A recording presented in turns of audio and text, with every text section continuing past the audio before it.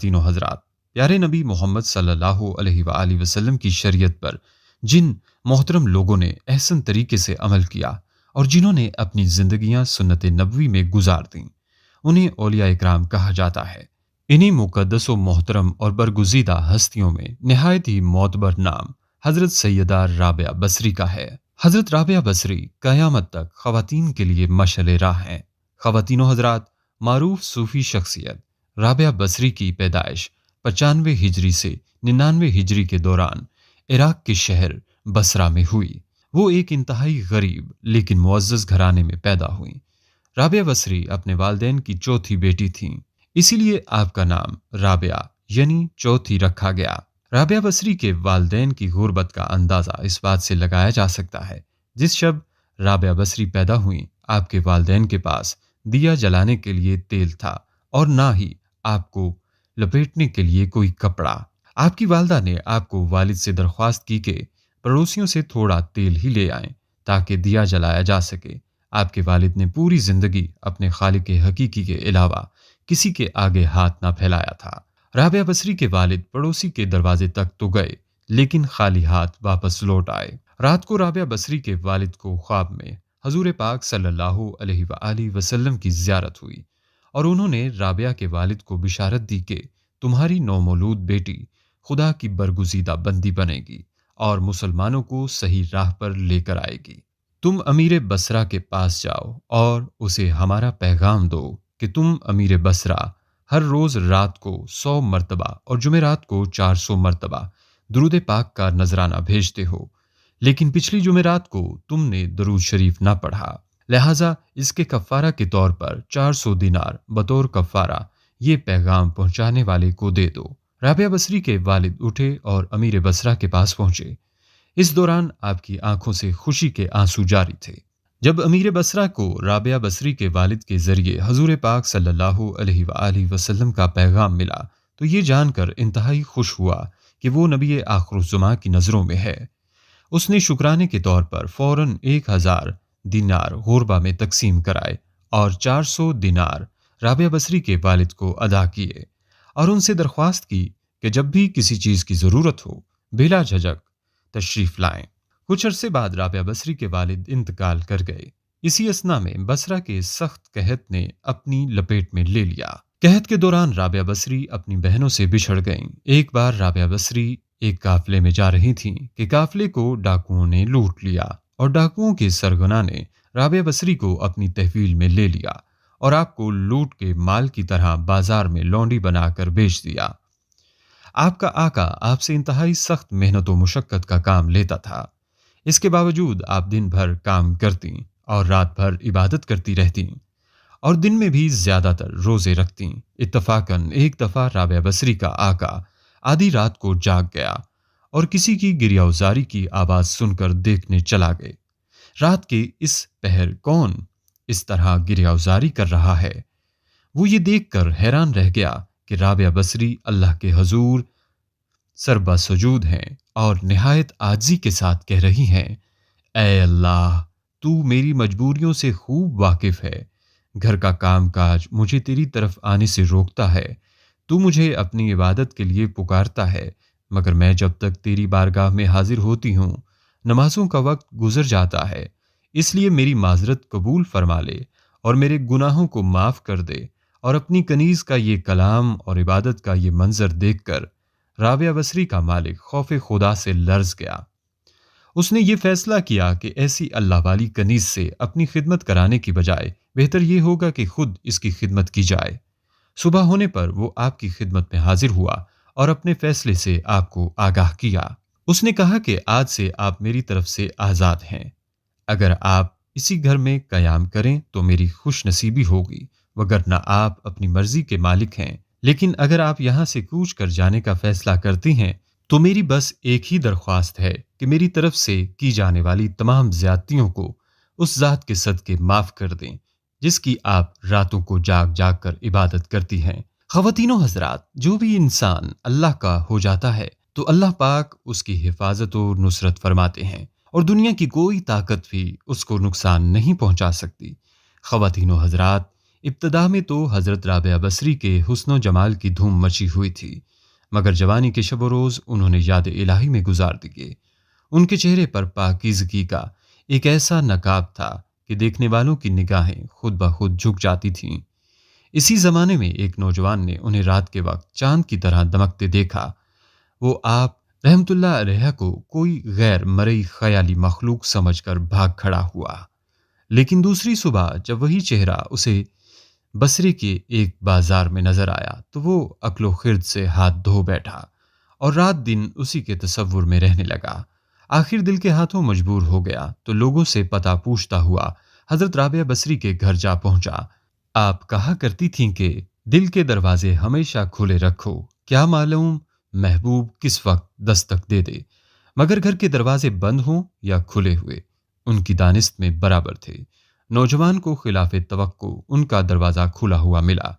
اس نے اپنے دل کی دھڑکنوں پر بڑی مشکل سے قابو پایا۔ رات کا وقت تھا، اندر چراغ روشن تھا۔ یہ سوچ کر بے باکی سے اندر داخل ہو گیا کہ حال دل سنا دینے میں کیا حرج ہے، زیادہ سے زیادہ انکار ہی تو ہو جائے گا۔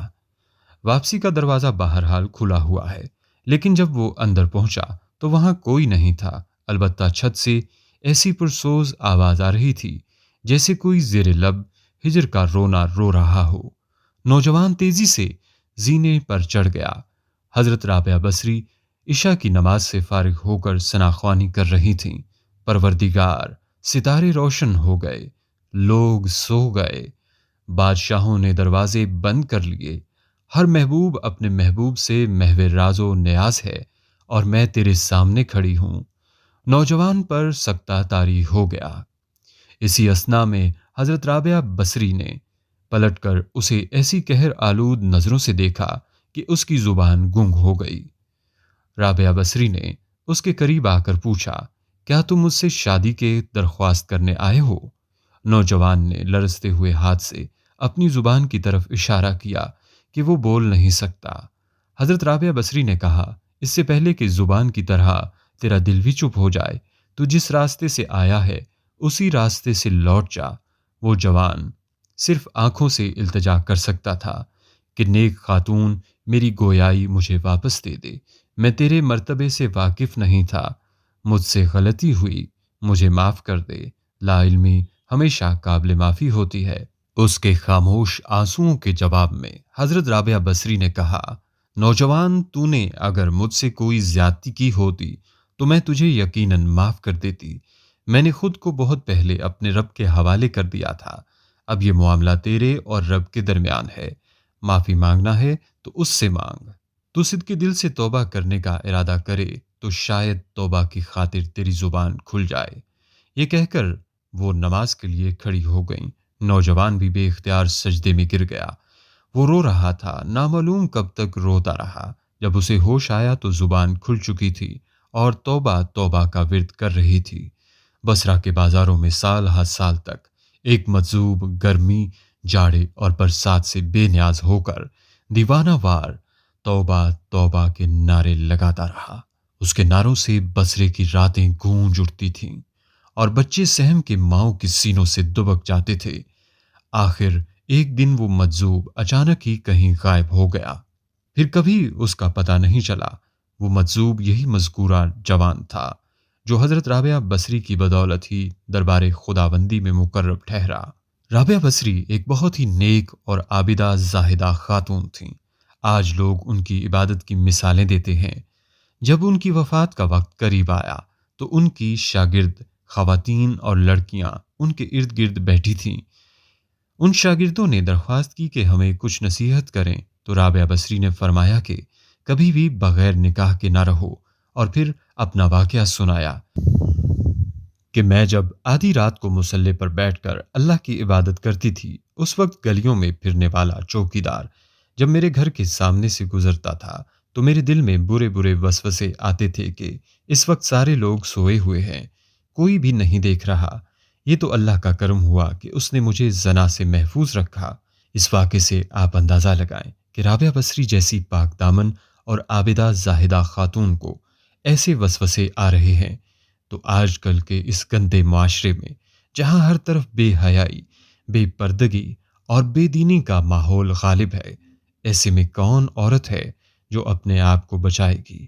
فرمایا نکاح کے بغیر زندگی کا اسلام میں کوئی تصور نہیں۔ اللہ تعالیٰ کے نبی صلی اللہ علیہ وسلم نے بھی شادیاں کی اور بیک وقت 9 بیویاں چھوڑ کر انتقال فرمایا۔ اللہ تعالیٰ کے رسول صلی اللہ علیہ وآلہ وسلم صبح کرتے اس حال میں کہ اہل و عیال کے پاس غربت کے باعث کھانے کو کچھ نہ ہوتا، اور شام کرتے تو بھی یہی حالت ہوتی، مگر اس کے باوجود 9 بیویاں چھوڑ کر انتقال فرمایا۔ اللہ تعالیٰ کے نبی صلی اللہ علیہ وسلم نے بغیر نکاح کی زندگی گزارنے سے منع فرمایا ہے۔ خواتین و حضرات، ایک دفعہ حضرت حسن بصری رحمۃ اللہ علیہ نے حضرت رابعہ سے کہا کہ آپ شریعت کے مطابق شادی کر لیں۔ فرمایا نکاح و شادی اس کے لیے ہے جس کا کوئی وجود ہو، یہاں نہ میرا کوئی وجود ہے اور نہ میں اپنی آپ مالک ہوں، اللہ تعالیٰ کی مملوک ہوں۔ ایک دفعہ کچھ اور لوگوں نے بھی آپ سے کہا کہ آپ شادی کر لیجئے۔ فرمایا اگر 3 فکروں سے مجھے بے فکر کر دیجئے تو میں ضرور شادی کر لوں گی۔ اولاً آیا میں دنیا سے اپنا ایمان سلامت لے جاؤں گی؟ ثانیہ روز حشر میرے دائیں ہاتھ میں ہی نامہ اعمال دیا جائے گا۔ ثالثاً قیامت کے روز جب لوگ دائیں جانب سے بہشت میں اور بائیں جانب سے دوزخ میں پہنچائے جائیں گے تو مجھے کس جانب سے پہنچایا جائے گا؟ لوگوں نے کہا کہ اس کا علم تو خدا ہی کو ہے۔ فرمایا تو پھر جیسے اتنے عظیم افکار و اقمام پیش ہوں، وہ بھلا کیا شوہر کر سکتی ہے؟ رابعہ بصری نے تقریباً 88 سال کی عمر پائی۔ آپ نے آخری سانس تک عشق الہی کی لذت و سرشاری کو اپنا شعار بنائے رکھا، یہاں تک کہ اپنی آخری سانس تک معبود حقیقی کی محبت کا دم بھرتی رہیں۔ آخری وقت آپ نے اپنے والی اور صوفی ساتھیوں کو بتایا کہ میرا محبوب و معبود ہمیشہ سے میرے ساتھ ہے۔ خواتین و حضرات، ہمیں حضرت رابعہ بصری کی زندگی سے یہ سبق ملتا ہے کہ اللہ کی پہچان کے دروازے مرد و عورت سب کے لیے کھلے ہیں۔ اللہ کی راہ پر حضور نبی اکرم صلی اللہ علیہ وآلہ وسلم کے فرامین کی روشنی میں چلنا ہمارا کام ہے۔